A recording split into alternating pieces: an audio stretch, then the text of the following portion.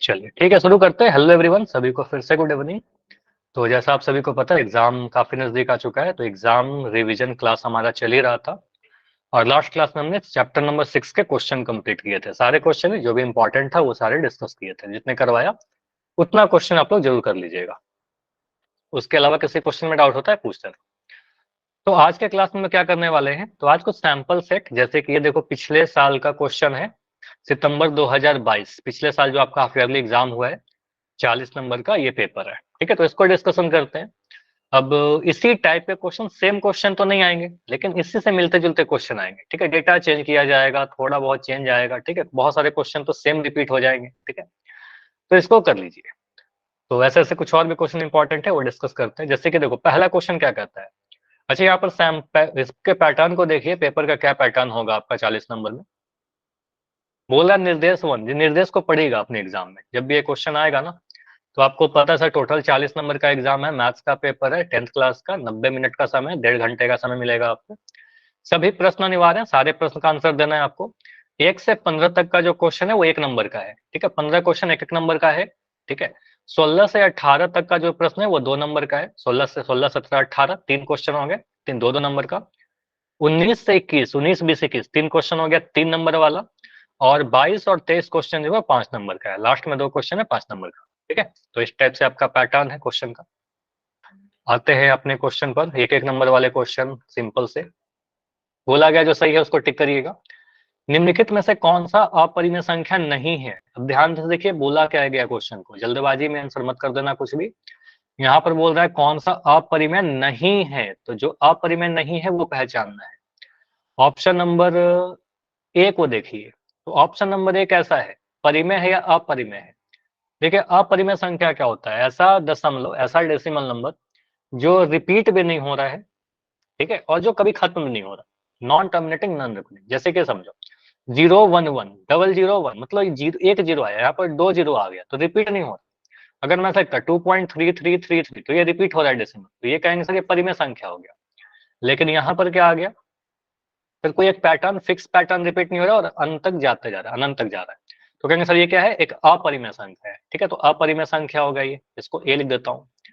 2.2 plus लिखा गया, 2 plus 2√4, ये संख्या क्या हो जाएगा बोलो।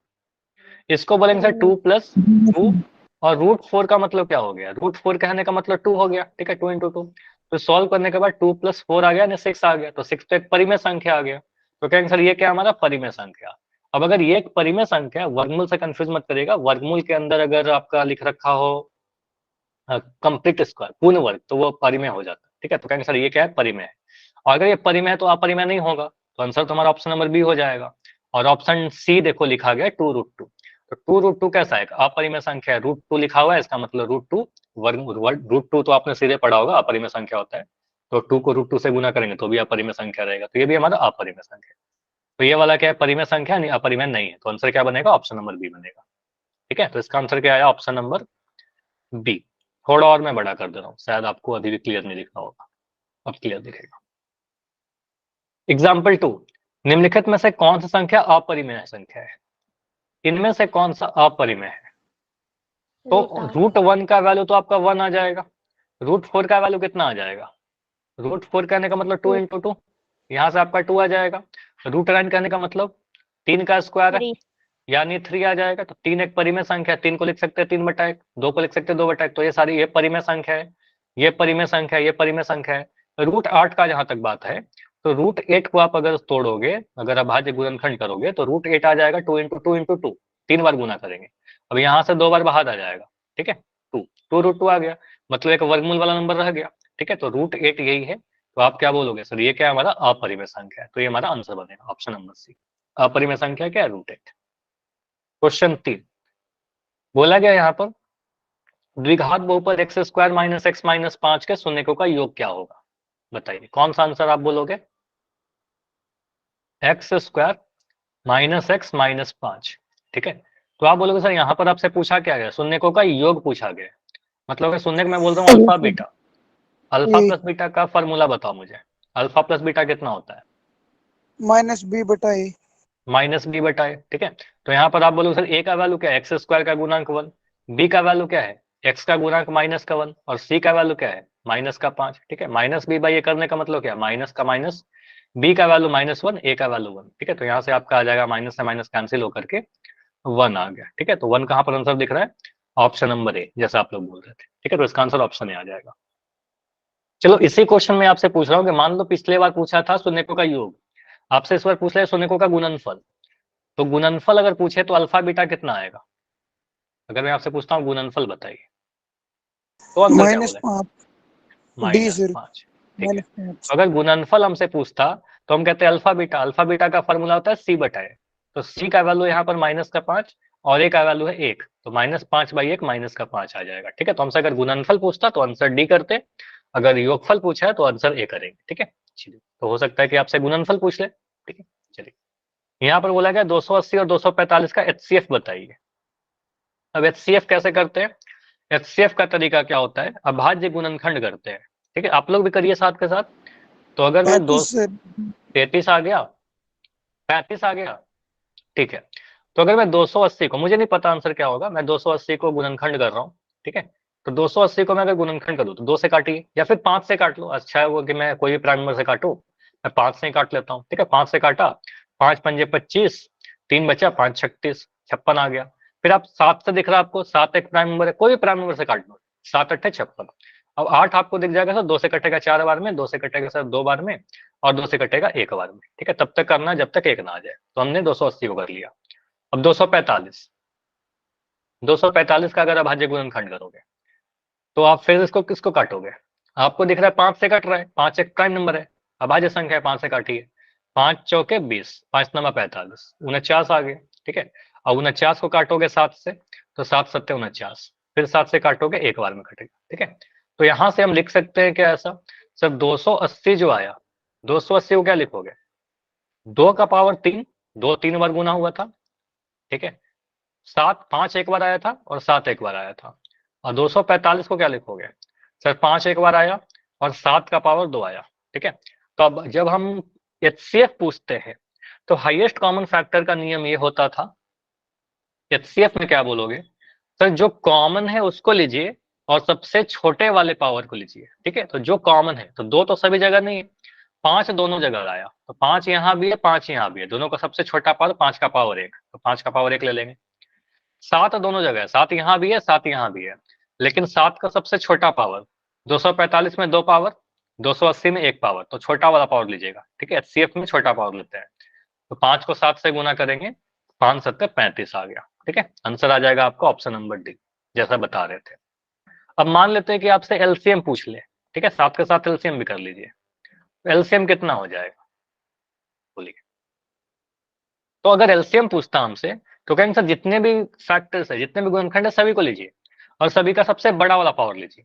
तो 2 का सबसे बड़ा पावर कितना है, 2 का सबसे बड़ा पावर 3 है, 5 का सबसे बड़ा पावर, 5 का सबसे बड़ा पावर 1 ही दिख रहा है, और 7 का सबसे बड़ा पावर 2 दिख रहा है, तो 7 का पावर 2।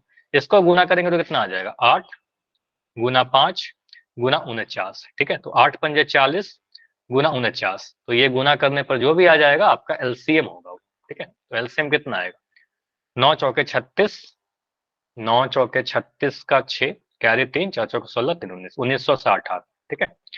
तो अगर हमसे एलसीएम पूछता तो 1960 आता, अगर आपसे एचसीएफ पूछ रहा है तो आप बोलोगे एचसीएफ हमारा 35 आएगा। एलसीएम एचसीएफ रिलेटेड एक फॉर्मूला भी पढ़ा था हमने, उसको भी याद कर लो। मान लो इसी क्वेश्चन में आपसे बोलता हूँ कुछ ऐसा, अगर इसी क्वेश्चन को मैं देखो जो भी इंपॉर्टेंट है सारे डिस्कस कर लेता हूँ, ये क्वेश्चन ऐसे नहीं कि बस वो क्वेश्चन डिस्कशन करेंगे, ठीक है। तो उससे जो भी इंपॉर्टेंट है वो डिस्कस कर लेता हूँ। जैसे कि यहाँ पर बोला गया एक नंबर आपका 280, ठीक है, और एक 245, इन दोनों को मैं बोल रहा हूँ कि इनका एचसीएफ जो है अभी कैलकुलेट किया था तो कितना आया था, 35 आया था। बोल रहा हूँ इसका एलसीएम बताइए, अगर क्वेश्चन ऐसा आता आपके पास, ठीक है, तो आंसर तो आपको पता है क्या आएगा, 1960 अभी आया था, लेकिन इसको सॉल्व कैसे करेंगे, कौन बताएगा, कोई फार्मूला पढ़ा था क्या, इसके लिए क्या यस फार्मूला, सर, क्या फार्मूला था। एचसीएफ गुणा एचसीएम बराबर पहली संख्या गुणा दूसरी संख्या। नाइस, तो यहाँ पर आप बोल सकते पहला संख्या आपका ए ए है, मान गुना लो बी। इसको ए गुना बी है ना, तो बिल्कुल आपको सर पहला संख्या को ए बोल दीजिए, दूसरे वाले नंबर को बी बोल दीजिए। तो यहाँ पर आप लिखोगे sir H C F into LCM बराबर ए गुना बी, ये फॉर्मूला होता है हमारे पास। ए गुना बी करने का मतलब पहला संख्या इंटू दूसरा संख्या। एचसीएफ आपका बोला गया है इन दोनों का कितना है 35 है, ठीक है, तो यहाँ लिख दिया 35। एलसीएम कितना है नहीं पता, एलसीएम ही तो निकालना है, तो एलसीएम की जगह एलसीएम लिख दीजिए। नंबर क्या है आपके पास 280 और 245, ठीक है 245। बस यहां से आप इसको सॉल्व करिए, एलसीएम कितना आ जाएगा 280 इंटू 245 बटा 35। 5 से काटिए, 5 से काटोगे सर 5 सत्ते 35, 5 से कटा कितने बार में, 5 से इसको काट दो, 5 से कट रहा है 5 चौके 20, 5 नंबर 45, 7 से इसको काटिए 7 चौके 28 जीरो, ठीक है, तो आपका या उसका भी काट सकते थे, किसी को काटिए, ठीक है, तो 40 गुना 49 करोगे तो आपका 1960 आ जाएगा, ठीक है। तो ये बस दिखाए कि अगर ये वाला फॉर्मूला पे बेस्ड क्वेश्चन है तो ऐसे भी करना है आपको, एलसीएफ इंटू एलसीएम बराबर ए इंटू बी। हो सकता है कि फॉर्मूला ही पूछ ले, ठीक है, कि कौन सा सही है इसमें। अच्छा, किसी भी दो नंबर का अगर मैं पूछता हूं आपसे कौन सा सही है इसमें, ऑप्शन नंबर ए है आपके पास HCF greater than LCM, option number B मैं लिख रहा हूं एलसीएम ग्रेटर देन एचसीएफ, ठीक है, किसी भी दो नंबर के लिए ऑप्शन सी लिख रहा हूं HCF is equal to LCM, ठीक है, ऑप्शन डी नन, इनमें से कोई नहीं। किसी भी दो अलग अलग पॉजिटिव नंबर के लिए कौन सा सही होगा, तो कोई भी दो अगर अलग अलग नंबर है पॉजिटिव है तो वहां पर हमेशा एलसीएम बड़ा होता है और एचसीएफ आपका छोटा होता है, ठीक है, तो छोटा है तो इसकी तरफ मुंह बंद रहेगा, एलसीएम की तरफ खुला रहेगा, ठीक है, तो आपको एलसीएम बड़ा होता है, ठीक है, हमेशा, ठीक है। चलिए, तो एलसीएम एचसीएफ के कंसेप्ट हो गए आपका। यहाँ पर आपसे क्वेश्चन देख दिया गया है, क्वेश्चन नंबर 5। हो सकता है थोड़ा ब्लर क्लियर दिख रहा है क्या, आप लोग मुझे बताओगे? यस पढ़ पा सर। रहे हो? Yes sir. ठीक है, ओके, यस ठीक है, पढ़ पा रहे हो तो बढ़िया। क्वेश्चन नंबर 5 बोला गया कि एपी दे रखा है 3 8 13 18 में कौन सा पद 78 होगा, ठीक है, तो बोल रहा है कि 78वां पद नहीं पूछ रहा है आपसे, पूछ रहा है 78 जो है वो कौन सा पद होगा, मतलब एन का वैल्यू पूछ रहा है आपसे, ठीक है, तो आप सॉल्व करके देखिए क्या होगा। आपके एनसीईआरटी का ही क्वेश्चन लग रहा है ना? सर 16वां पद। ठीक है, तो ए का वैल्यू क्या है यहाँ पर, आपको इस एपी के लिए पहला पद हमारा 3 है, ठीक है, पूछो डी का वैल्यू, तो डी का वैल्यू कितना है यहाँ पर 8 में से 3 घटाएंगे, 8 में से 3 घटाएंगे 5 आ गया, ठीक है, डी का वैल्यू 5 आ गया, एक नंबर है तो आप थोड़ा फास्ट कर सकते हो।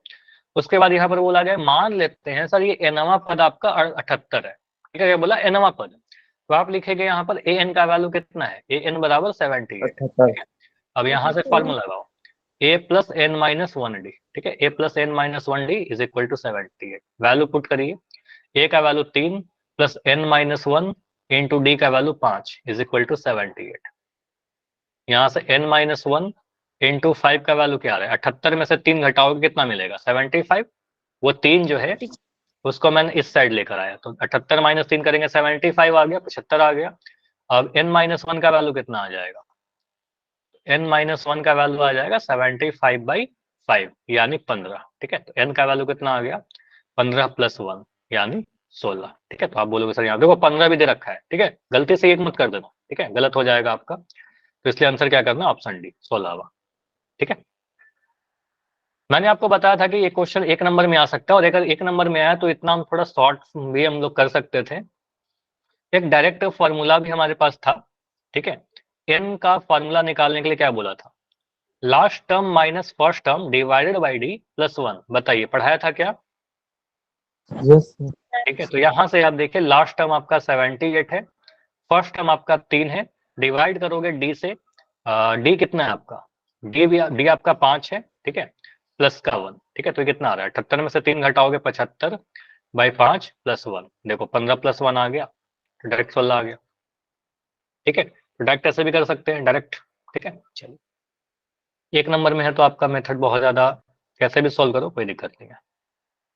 अब देखिए यहाँ पर बोल रहा है कि k के किन मानों के लिए निम्नलिखित समीकरण युग्म का अद्वितीय हल होगा, ठीक है, अद्वितीय हल कहने का मतलब क्या होगा, अद्वितीय हल का कंडीशन क्या होता है बताइए, एक हल यूनिक सॉल्यूशन, तो यूनिक सॉल्यूशन के लिए क्या कंडीशन होता है,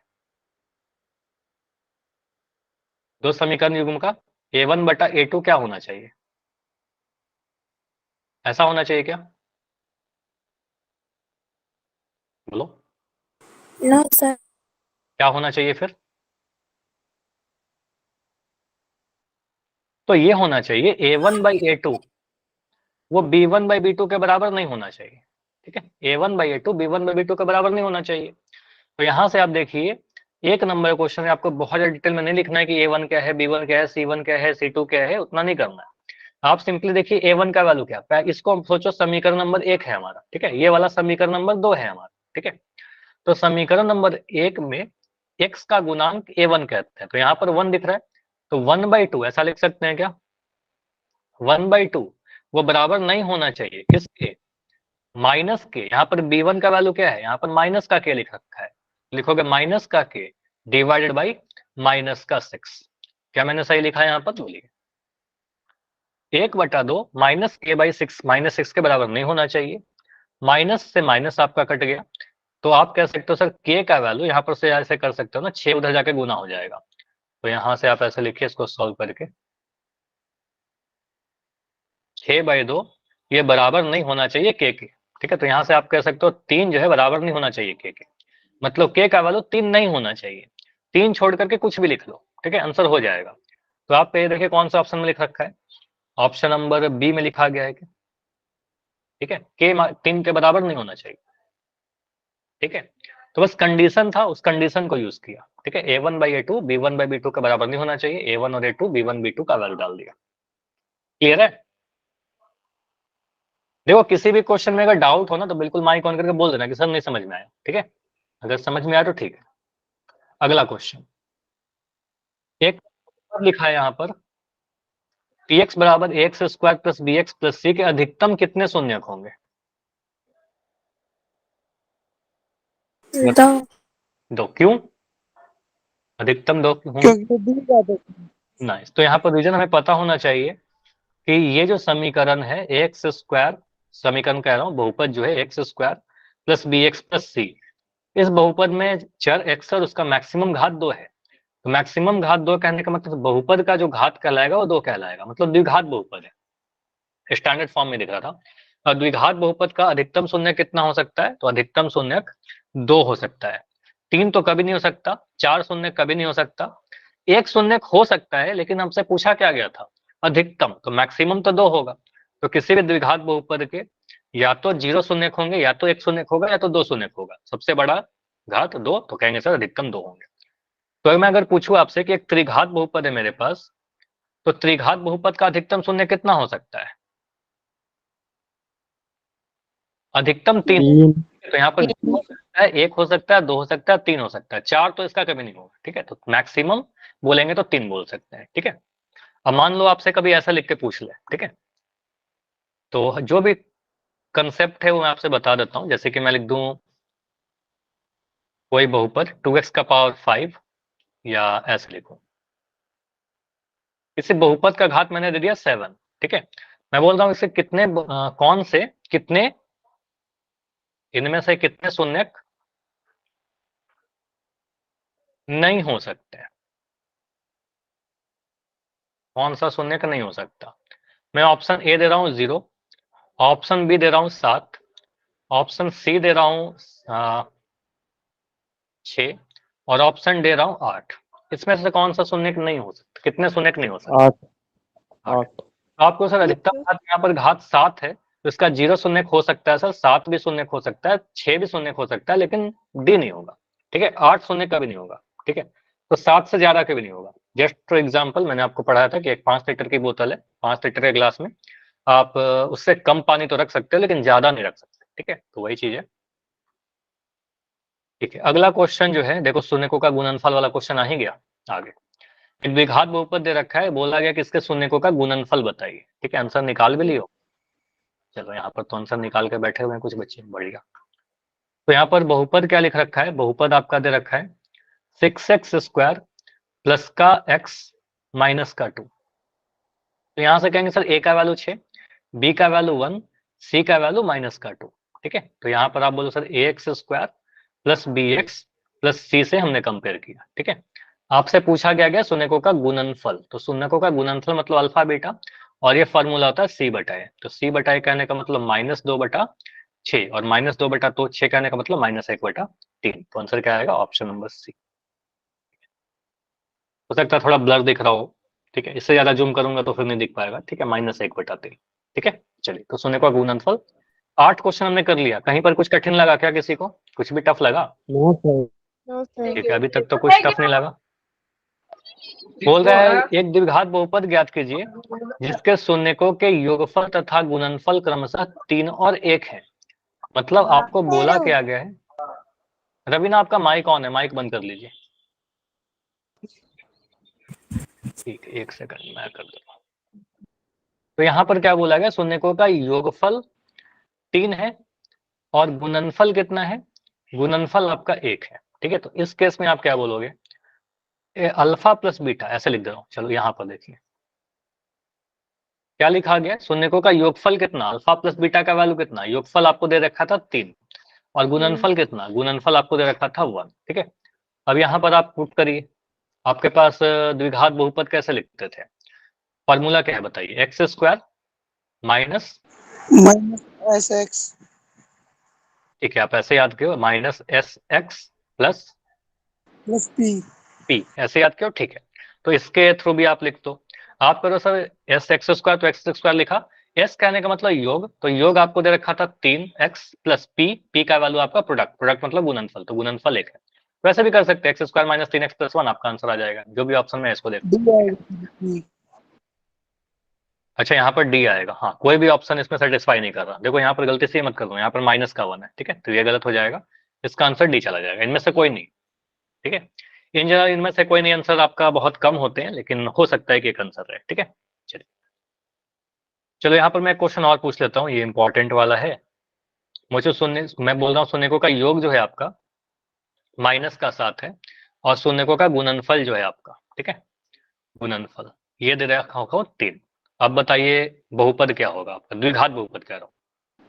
x² + 7x + 3 तो यहाँ पर बोलोगे सर एक्स स्क्वायर माइनस जैसा भी पढ़ा था एस एक्स प्लस पी, ठीक है, सम इंटू सम और प्रोडक्ट। तो योग कहने का मतलब सम ही एस दे दिया। ठीक है, तो आपको sir x square minus S का वैल्यू कितना है आपका, माइनस का 7 है, यहाँ लिखेंगे -7x। ठीक है, कुछ ऐसे। और प्रोडक्ट का वैल्यू क्या है आपका 3, ये पी है आपका। ठीक है, तो पी का वैल्यू 3 है। ठीक है, सपोर्ट करिए एक्स स्क्वायर माइनस माइनस आपका प्लस बन जाएगा 7x + 3, तो ये आपका आंसर आ जाएगा। ठीक है, चलिए देखो अगर फ्रैक्शन आएगा ना तो एक के भी लेते थे, अगर कोई क्वेश्चन आएगा वैसे तो डिस्कस करेंगे। देखो यहाँ पर अगला क्वेश्चन जो कहता है आपका, बोल रहा है हल करिए। ठीक है, हल करने का वाला क्वेश्चन आपका आ गया x + y = 14 और x - y = 4। इसको मैं एक अलग पेज पर लेता हूँ, इसका आंसर आप लोग बताइए। ऑप्शन नहीं ले रहा, x + y का वैल्यू 14 दे दिया और x - y का वैल्यू 4 दे दिया। इसका तो डायरेक्ट शॉर्टकट है, अगर इस पैटर्न का आ जाए तब तो डायरेक्ट शॉर्टकट है। देखो यहाँ क्या लिखा है, x + y = 14 और x - y = 4।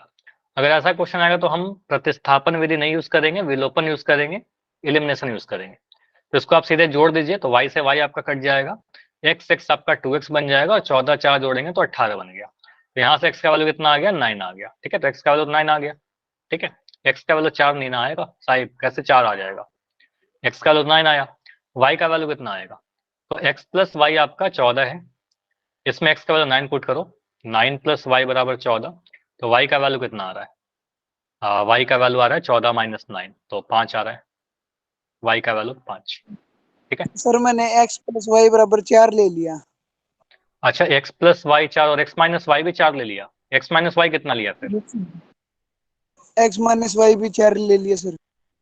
ठीक है, तो एक अच्छा उस केस में क्या होगा ना, x + y और x - y दोनों 4 अगर ले लिया है, x + y 4 और x - y = 4, तो यहाँ पर y का वैल्यू 0 हो जाएगा, x का वैल्यू आपका 4 आएगा लेकिन y का वैल्यू 0 आना चाहिए फिर। ठीक है, जब x का वैल्यू 4 पुट करोगे तो 4 - 4 तो 0 हो जाएगा। ठीक है, तो y का वैल्यू उसमें 0 हो जाएगा। ठीक है, x का वैल्यू 4 ठीक लिखा था, अगर ऐसा क्वेश्चन आप लिखते हो x + y 4 और x - y 4, तो x का वैल्यू 4 आ जाएगा और x जैसे ही 4 होगा y 0 हो जाएगा। ठीक है, अच्छा इसका एक मैं शॉर्टकट बताता हूँ, एक तो ठीक है ये वाला समझ में आ गया ना कैसे किया हमने। देखो एक शॉर्टकट Yes. देखो, अगर आपका ऐसा कुछ आता है क्वेश्चन, मैंने x + y बराबर कुछ दे दिया, यहाँ पर एक नंबर दे दिया, ठीक है, और यहाँ पर एक और दे दिया x - y बराबर एक नंबर दे दिया, लेकिन ध्यान दीजिएगा ये शॉर्टकट तभी लगेगा जब x प्लस वाई और x माइनस वाई दे दिया हो, ठीक है।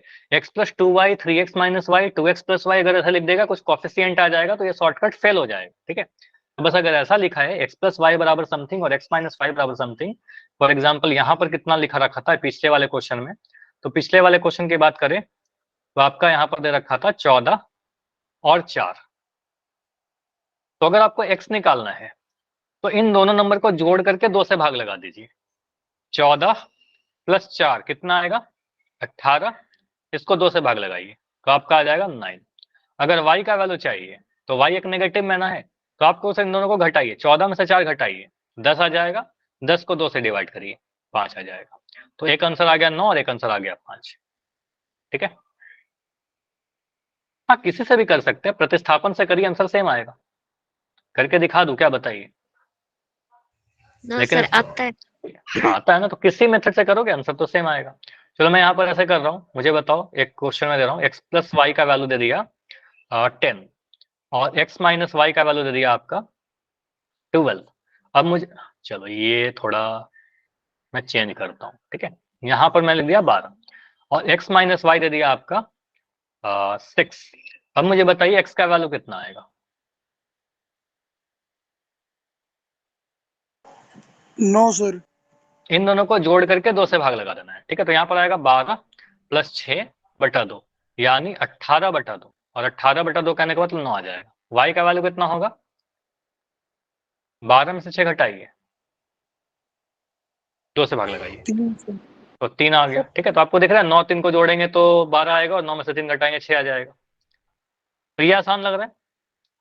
तो बस ये ध्यान दीजिएगा, अगर आपको x प्लस वाई और x माइनस वाई लिख करके आ जाए, जो बहुत बार आते रहता है एक नंबर में, तो एक बार जोड़ करके 2 से भाग लगाइएगा, एक बार घटा करके जोड़ से भाग लगाइएगा 2 से, ठीक है। जो दोनों जगह पॉजिटिव है उसमें आपका प्लस वाला आएगा, जनरली x का वैल्यू पॉजिटिव वाला आएगा और y का वैल्यू आपका नेगेटिव वाला आएगा, मतलब घटा करके 2 से भाग लगाना। तो अगला जो क्वेश्चन है आपका यहाँ पर बोला क्या गया है, अनुपातों को तुलना करके बताइए इसके युग्म समांतर है। अच्छा बोल रहा है कि समांतर होगा, आप बताइए कि सही है कि गलत है।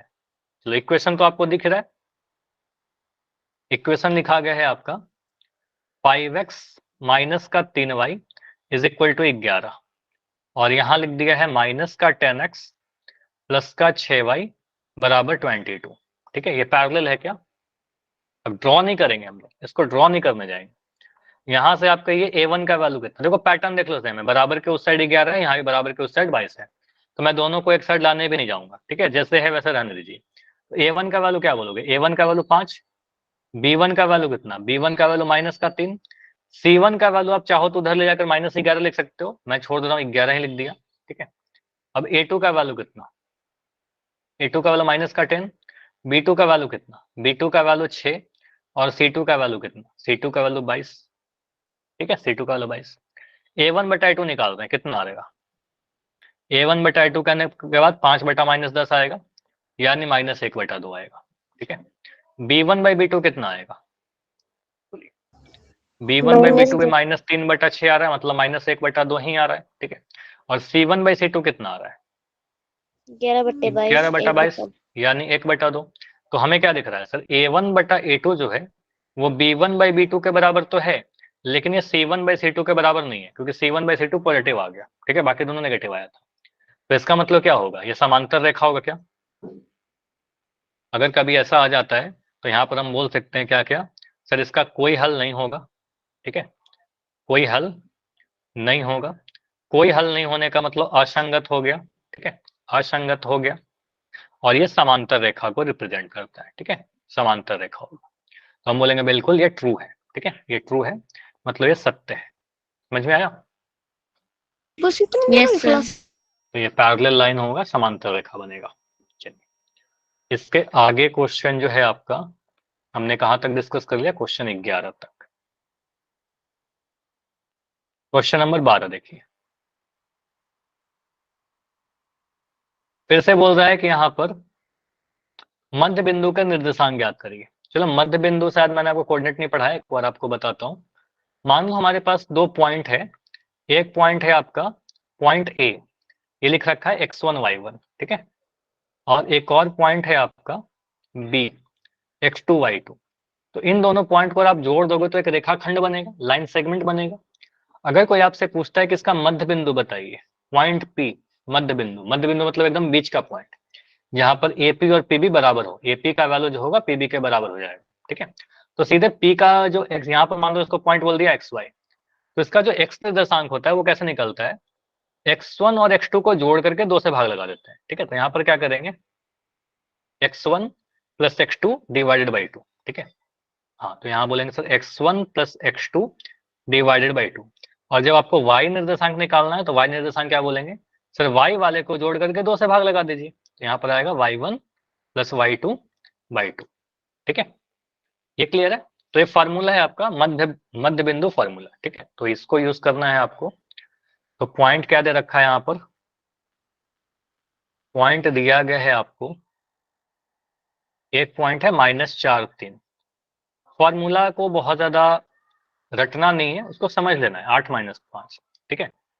तो बोल रहा है इसका मध्य बिंदु 2-1 होगा, सही है गलत, तो हम निकाल देते हैं पहले इसका मध्य बिंदु। मान लो इसका मध्य बिंदु जो पॉइंट पी है ये एक्स वाई है, ठीक है। तो इसका एक्स निर्देशांक क्या हो जाएगा, आप -4 और 8 को जोड़िए, ठीक है। लिखोगे -4 प्लस 8 डिवाइडेड बाई 2, कितना आ जाएगा, 8 में से 4 घटाओगे 4/2 यानी 2। ये तो ठीक है, एक्स निर्देशांक 2 लिखा था, 2 आया हमारा, ठीक है। वाई निर्देशांक देखिए, वाई कितना आ जाएगा, 3 और -5 को जोड़िए, 3 प्लस -5 यानी 3-5 हो जाएगा, डिवाइडेड बाई 2। जोड़ने का मतलब क्या होगा, 3 प्लस -5, 3-5 हो गया ये, ठीक है। 3-5 डिवाइडेड बाई 2 यानी -2/2, यानी आपका आ गया माइनस का 1। तो आपको सर पॉइंट जो आ रहा है 2-1 आ रहा है, बिल्कुल सही है ये, ठीक है। तो ये भी बिल्कुल सत्य होगा, ट्रू होगा, सही है। समझ में आ रहा है।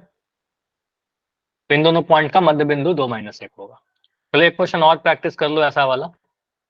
अगर मैं कह रहा हूं कि एक पॉइंट है हमारे पास यहाँ पर 8-3, यहां लिख दिया 6 और यहां लिख दिया 13। अब मुझे बताइए इसका मध्य बिंदु क्या होगा, अगर ये और ये रेशियो बराबर है तो P का निर्देशांक क्या होगा, एक्स वाई, अगर P मिड पॉइंट है। तो बहुत ही सिंपल सा है, आप जब x 7 और 5 7 5, तो जब हम यहाँ पर x निकालेंगे तो x के लिए क्या बोलेंगे, सर x वाले निर्देशांक को जोड़ करके 2 से डिवाइड करिएगा। तो x निर्देशांक क्या है, 8 और 6, 8 6 को जोड़िए, ठीक है। तो 8 प्लस 6 डिवाइडेड बाई 2, तो आ जाएगा 14/2 यानी 7 आ गया।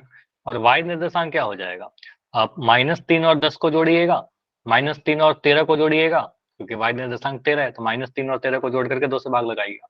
इनको जोड़ने का मतलब एक नंबर नेगेटिव पॉजिटिव घटेगा, तो यहाँ पर आएगा 10/2, यहाँ पर आ गया 5। तो आंसर पॉइंट पी क्या आ जाएगा, 7,5, ठीक है। आपसे हो सकता है कि पूछे पॉइंट बताइए, हो सकता है एक्स निर्देशांक बताए, हो सकता है वाई निर्देशांक बताए। अच्छा, इसको हम लोग क्या कहते हैं, भुज कहते हैं, ये भी हो सकता है आपसे भुज पूछ ले, ठीक है, भुज। और इसको क्या बोलते हैं, कोटि कहते हैं। अगर कोटि पूछेगा तो 5 बोलेगा, भुज बोलेगा तो 7 बोलेगा, ठीक है। इसके बाद क्वेश्चन नंबर 13 जो है, एक एपी का क्वेश्चन है। बोल रहा है रिक्त स्थान को भरिए, खाली स्थान को भरिए। 1 4 7 का 15वां पद, ठीक है। इस एपी का 15वां पद आपसे पूछ रहा है।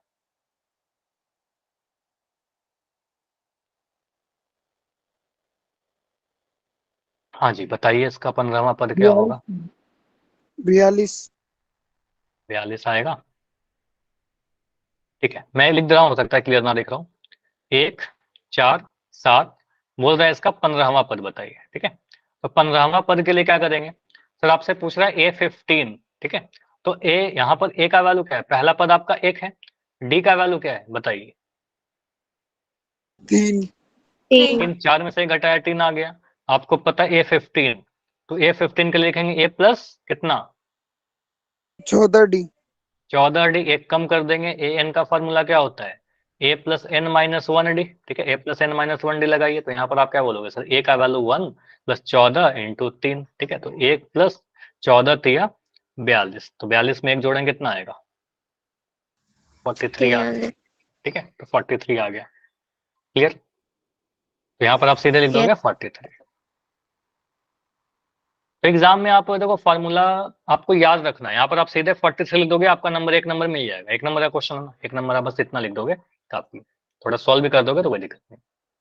अच्छा देखो ये सिलेबस से तो रिमूव कर दिया गया है, लेकिन फिर भी ध्यान रखिएगा, अगर मैं दो समरूप त्रिभुज बोल रहा हूँ, समझिएगा एक ट्रायंगल है ABC, ऐसे आने का चांस नहीं है, लेकिन फिर भी इसको समझ लो, बहुत बार रिपीट हुआ है, पिछले साल से भी ना सिलेबस में रिमूव था लेकिन आ गया था, ठीक है, तो हो सकता है कि आ जाए।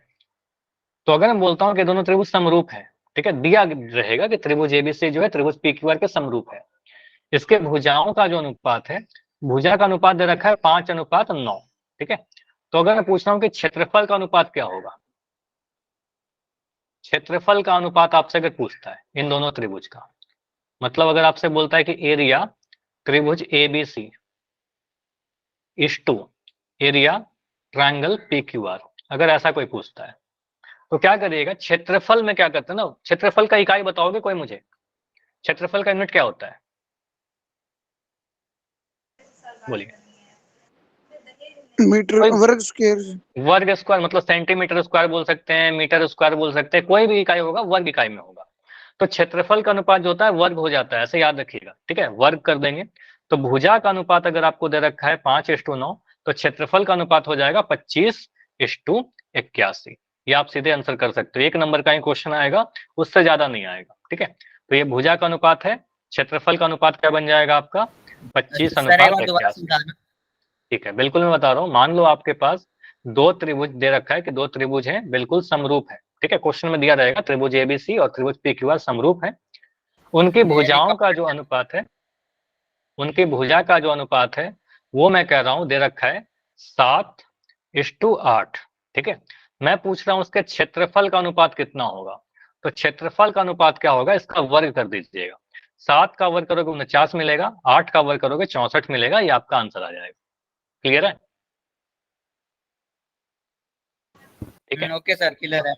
तो हो सकता है कि ये चीज आपने नहीं पढ़ा होगा, क्योंकि नहीं पढ़ा होगा क्योंकि आपके सिलेबस में नहीं है, हटा दिया गया है, लेकिन पिछले साल भी हटाया गया था, लेकिन फिर भी आया था एग्जाम में, ठीक है, इसलिए मैं आपको बता दे रहा हूँ कि हो सकता है आ जाए, ठीक है।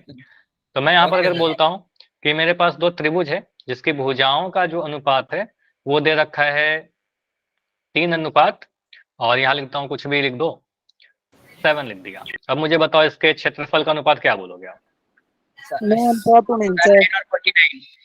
का वर्ग करेंगे 9 हो जाएगा, 7 का वर्ग करेंगे 49 आ जाएगा, आंसर आ जाएगा, ठीक है। तो ये वाला जहां भी ऑप्शन में रहेगा कर दीजिएगा, ठीक है। अब चलो, अगर मैं ऐसे पूछता हूँ आपसे कि दो त्रिभुज समरूप है, दो त्रिभुज समरूप है, उनके क्षेत्रफल का अनुपात मैं दे रखा हूँ, क्षेत्रफल का अनुपात दे रखा है 25:16। अब मुझे बताइए भुजा का अनुपात क्या होगा, सर 5/4। हाँ, तो अब क्या करेंगे, अब क्षेत्रफल का जो है ना वर्ग हो रखा होगा, अब वर्गमूल कर देंगे, तो भुजा का अनुपात कम होगा, तो 25 का वर्गमूल लीजिए तो आपका 5 आ जाएगा, और 16 का वर्गमूल करिएगा तो 4 आ जाएगा। तो दोनों तरीके समझ में आ गया। तो क्षेत्रफल का वर्ग बोलेगा तो वर्ग करिएगा, और भुजा का पूछेगा तो क्षेत्रफल वाले को वर्गमूल कर दीजिएगा, ठीक है। तो इसलिए मैंने बताया क्योंकि हो सकता है कि आ जाए। तो इसका आंसर बताओ कितना होगा, देखो क्या लिख रखा है, दो समरूप त्रिभुज में भुजाएं 4:9 के रेशियो में, ठीक है। तो इन त्रिभुज का क्षेत्रफल का अनुपात क्या लिखोगे, 16 और 81। 16 और 81, 4 का वर्ग किया 16 और 9 का 81 आ गया, तो आंसर आ जाएगा, ठीक है। चलिए, तो 1 नंबर का छोड़ना नहीं है, अगर आपके सिलेबस के बाहर का भी आ जाए तो। 15 क्या कहता है, मूल बिंदु 5-7 की मूल बिंदु से दूरी बताइए। तो इसके लिए एक फॉर्मूला याद रखिएगा, अगर मैं कोई भी पॉइंट लूं, ठीक है, अगर मैं ऐसे एक्सिस बनाता हूं, कोई भी पॉइंट यहां पर लेता हूं, मान लो एक पॉइंट है हमारे पास ये A, B, ठीक है, यहाँ पर आपका ओरिजिन मूल बिंदु 0, 0, ठीक है। तो आपको अगर पूछता है कि ये वाला दूरी बताइए, ठीक है, ये डिस्टेंस, तो डिस्टेंस क्या होता है, वर्गमूल A² + B², ठीक है।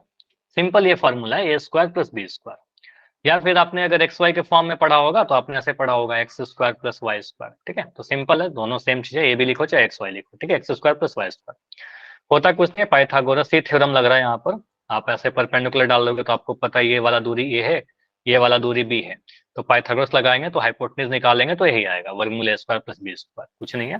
तो यहाँ पर पाइथागोरस से आंसर आता है, ठीक है। तो सिंपली बोलिएगा, अगर मैं पॉइंट देता हूँ कि पॉइंट दिया 2 और 7, मुझे बताइए मूल बिंदु से दूरी क्या होगा। मान लो ये पॉइंट पी है, मूल बिंदु को मैं ओ कह रहा हूँ, तो ओपी की दूरी क्या होगी? 253 सर 449 2 स्क्वायर प्लस 4 के 7 का स्क्वायर, ठीक है। तो यहाँ पर आएगा 4 प्लस 49, जोड़ने पर कितना आएगा? बना रहा है 53, सर ठीक है। 53 अब यहाँ पर इकाई लिख दीजिएगा। देखो अगर फिल इन द ब्लैंक्स आएगा ना तो इकाई जरूर लिखना, ठीक है। ये बहुत जरूरी है कि इकाई लिखो आप, सेंटीमीटर मीटर मत लिखना, इकाई लिख देना, यूनिट लिख देना, ठीक है। और सर ये किसी का रूट तो है नहीं, तो सर ये 53 रहेगा बस। हाँ 53 रहेगा, वर्गमूल 53 रह जाएगा। अब यहाँ पर बताओ 5 - 7 का दूरी पूछ रहा है, तो ये चीज कर दीजिए। तो मान लो ये पॉइंट को पी मैंने बोल दिया, तो आपसे पूछ रहा है ओपी की दूरी, वर्गमूल 5 का स्क्वायर कितना होगा? 5 स्क्वायर लिख देता हूँ चलो, -7, सर 79 अंडर रूट तो ये आ जाएगा 25 और 7 का वर्ग 49 आ जाएगा। अच्छा -7 का भी स्क्वायर 49 होगा या माइनस का 49 लिखना चाहिए? पॉजिटिव ही आएगा, ठीक है। तो वर्ग वर्ग हमेशा पॉजिटिव ही आता है, तो आपको 49 आएगा। इन दोनों को जोड़ेगा तो कितना मिलेगा? 74 वर्गमूल। और देखो फिल इन द ब्लैंक्स है, तो यहाँ पर जरूर लिख देना इकाई, ठीक है, इकाई लिखिएगा, ठीक है, इतना यूनिट, ठीक है। चलिए क्वेश्चन नंबर 16 कह रहा है, ये वाला काफी इंपॉर्टेंट क्वेश्चन है, कई बार पूछा गया है, ये क्वेश्चन आने का बहुत ज्यादा चांस है। के का वह मान ज्ञात कीजिए जिसके लिए द्विघात समीकरण का 2 बराबर मूल हो। मैंने जब भी पढ़ाया था आपके एग्जाम में, बोला था कि जब भी आपके क्लास में पढ़ाया था आपको बताया गया था कि 2 बराबर मूल वाला क्वेश्चन ही सबसे इंपॉर्टेंट होता है। तो 2 बराबर मूल के लिए द्विघात समीकरण का विविक्तकर क्या होना चाहिए, डी का वैल्यू क्या होना चाहिए? तो मूल की प्रकृति में मैंने आपको सिखाया था, डी जो है विविक्तकर सर या तो हो सकता है, ये समझिएगा, डी जो है या तो सर पॉजिटिव हो सकता है, या तो सर जीरो हो सकता है, या तो सर नेगेटिव हो सकता है। जब पॉजिटिव होता है डी, इस केस में मूल जो होंगे वास्तविक होते हैं और अलग अलग होते हैं, भिन्न होते हैं, ठीक है। और यहाँ के बाद इसमें आप बोलोगे सर अगर जीरो आ जाता है तो वास्तविक होंगे और बराबर होंगे, या फिर समान कह सकते हो, ठीक है, बराबर और समान सेम चीज है। और नेगेटिव में तो कहते हैं सर कोई भी वास्तविक मूल नहीं होगा, कोई वास्तविक मूल नहीं होगा, ठीक है, मूल नहीं होगा। तो ये 3 चीज हमने पढ़ा था। तो यहाँ से कह सकते हैं सर यहाँ पर क्या होगा। अच्छा माइक किसी का ऑन है क्या? माइक बंद कर लो आदित्य, ठीक है, जिसका भी ऑन है, ठीक। तो यहाँ पर क्या होगा, डी का वैल्यू 0 होगा। अगर आप कहते हो सर वास्तविक और बराबर मूल चाहिए, तो डी का वैल्यू 0 होना चाहिए। तो वही चीज क्वेश्चन में क्या बोला गया यहाँ पर। तो के का वह मान ज्ञात कीजिए इसके द्विघात समीकरण के 2 बराबर मूल, ठीक है। बराबर मूल के लिए आप सबसे पहले क्या लिखिएगा, समीकरण लिखिए 3x स्क्वायर। अब देखो यहाँ पर ये क्वेश्चन 2 नंबर का होगा या 3 नंबर का होगा, यहाँ लिख दोगे 3x स्क्वायर, इसको बढ़िया सॉल्व करिएगा। 3x स्क्वायर प्लस के एक्स प्लस 3 बराबर 0। यहाँ पर ए का वैल्यू कितना है, ए का वैल्यू आपका 3 है, कितना है, और सी का वैल्यू आपका 3 है, ठीक है।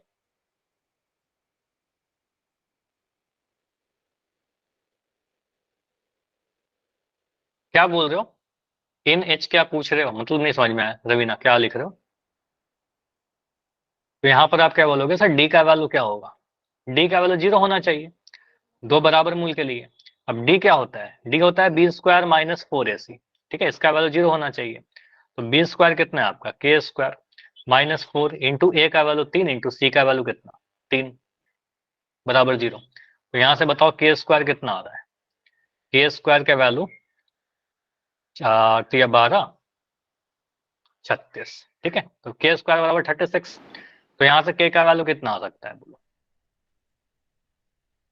सिर्फ 6। रूट yes, देखो यहाँ पर प्लस माइनस नहीं लगाएंगे क्या,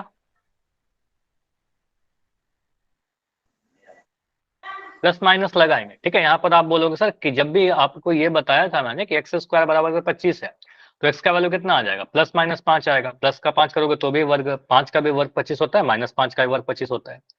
यहाँ पर कोई भी ऐसा नहीं है ना कि सेटिस्फाई नहीं कर रहा, ठीक है। तो आपका क्या होगा, के का वैल्यू दोनों ही होगा। अगर मान लो के कोई भुजा होता तो कहते सर लंबाई नेगेटिव नहीं होता, तो रिजेक्ट करने का कोई रीजन नहीं है हमारे पास। तो हम कहेंगे सर के का वैल्यू कितना होगा, प्लस माइनस वर्गमूल 36, जब भी वर्ग हटाया तो दोनों साइन ले लिया, यहाँ से प्लस माइनस 6 आ जाएगा, ठीक है। तो आपका सर के का वैल्यू 6 भी हो सकता है, के का वैल्यू -6 भी हो सकता है, ठीक है, दोनों ही आंसर होंगे, ठीक है। तो के का वैल्यू 6 भी ले सकते हैं, के का वैल्यू -6 भी ले सकते हैं, इंपॉर्टेंट है, ठीक है। बोला गया है यदि दो संख्याओं का योग 31 है, मतलब दोनों संख्या को जोड़ने पर 31 मिलता है, और उनका गुणनफल क्या है 240 है, तो संख्याएं ज्ञात करिए। ठीक है, तो मान लेते हैं दोनों संख्याओं का योग अगर 31 है, पहली संख्या को हमने बोला x। ठीक है, माना पहली संख्या आप यहां पर मान लो x, तो दूसरी संख्या क्या होगी बताइए मुझे। x minus 10। x minus, x minus नहीं यहाँ पर देखो x माइनस अगर 31 करोगे ना गलत हो जाएगा। ठीक है, ये गलत हो जाएगा। आपको पता है टोटल 31 है, टोटल में से x घटाइएगा ना। मान लो अगर मैं कहता हूँ कि टोटल हमारे पास 50 रुपीज है, ठीक है 50 रुपीज है, और मैंने इसमें खर्च कर दिया 10 रुपीज, तो बच कितने गए? 10 में से 50 नहीं घटाएंगे ना, 50 में से 10 घटाएंगे, टोटल में से 10 रुपए को घटा देंगे। तो योग आपका 31 है और पहला संख्या x है, तो दूसरा संख्या क्या होगा? टोटल 31 में से पहला संख्या घटा दिया। ठीक है, दूसरा संख्या क्या होगा? 31 माइनस x। ठीक है, अब सर कितने बोल रहा है, नंबर का ये? ये क्वेश्चन हो सकता है 3, देख लो यहाँ पर मैंने आपको बताया था स्टार्टिंग में, क्वेश्चन नंबर 17 है ना ये। सर 2 नंबर का। तो 16 से 18 तक आपका 2 नंबर वाला है। ठीक है, तो ये 2 नंबर का क्वेश्चन था। ठीक है, ये 2 नंबर, अभी तक ये सारे 2 नंबर के क्वेश्चन है। ठीक है, तो यहाँ पर क्या बोलेंगे कि दोनों संख्याओं का गुणनफल कितना दे रखा है? गुणनफल 240। तो यहाँ पर बोल दीजिए पहला संख्या आपका x है, दूसरा संख्या क्या आपका 31 माइनस एक्स। ठीक है, बराबर कितना? 240। इसको सॉल्व करिए, देखिए कितना आ रहा है।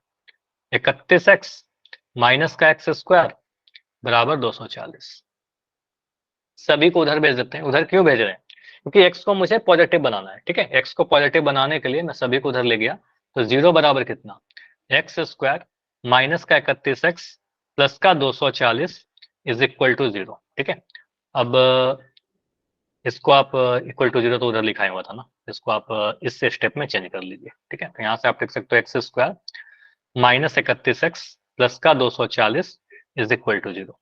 अब 240 को ऐसे तोड़ना है कि जोड़ करके 31 आ जाए। कैसे तोड़े ये बताइए। इसको मध्य पर विभाजन से सॉल्व करना है। सर 16 बोलो। Minus 16x minus 15x। 16 और 15 को गुना करने पर आ रहा है क्या?